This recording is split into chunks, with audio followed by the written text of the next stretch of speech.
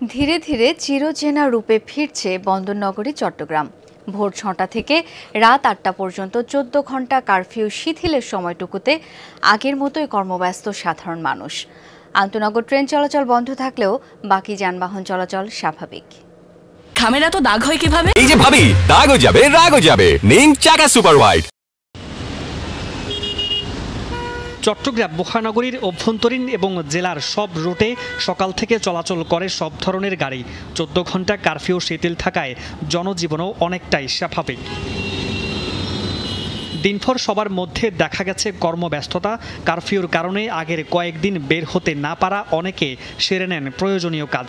কেটেছে গণপরিবহন সংকটও। বর্তমান কারফিউ শিথিল হওয়ার কারণে আমরা টুকটাক কাজকাম করতে পারতেছি। ব্যাংক খোলা, অফিস খোলা।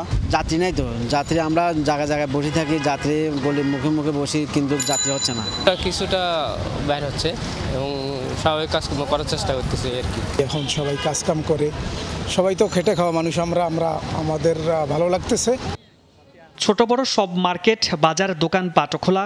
কারফিউ শিথিল থাকার সময়টুকুতে চলে স্বাভাবিক বেচা কেনা। আমি কিছু ডিম, কিছু সবজি এবং কিছু মশলা জাতীয় দ্রব্য কিনে যাচ্ছে। এখন বের হয়েছি, বাজার সাজার লাগবে, এই জন্য বাজার সাজার করে আবার বাসায় চলে যাচ্ছি। নিত্য প্রয়োজনীয় জিনিস তো সবই প্রয়োজন হয়, আর দেখা যাচ্ছে মাসের শেষ, এই সময় প্রয়োজনীয়তাটা বেশিই থাকে। টানা কারফিউতে সব বন্ধ থাকায় কষ্টে ছিলেন খেটে খাওয়া শ্রমজীবী মানুষ।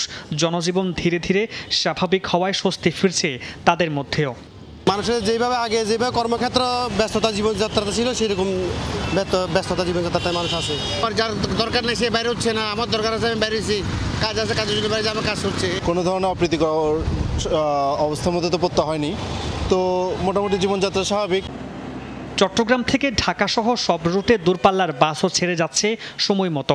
পাশাপাশি দ্বিতীয় দিনের মতো চট্টগ্রাম রেল স্টেশন থেকে বিজিবি প্রহরায়, হাটহাজারী, দোহাজারী সহ বিভিন্ন গন্তব্যে গেছে তেলবাহী ওয়াগন।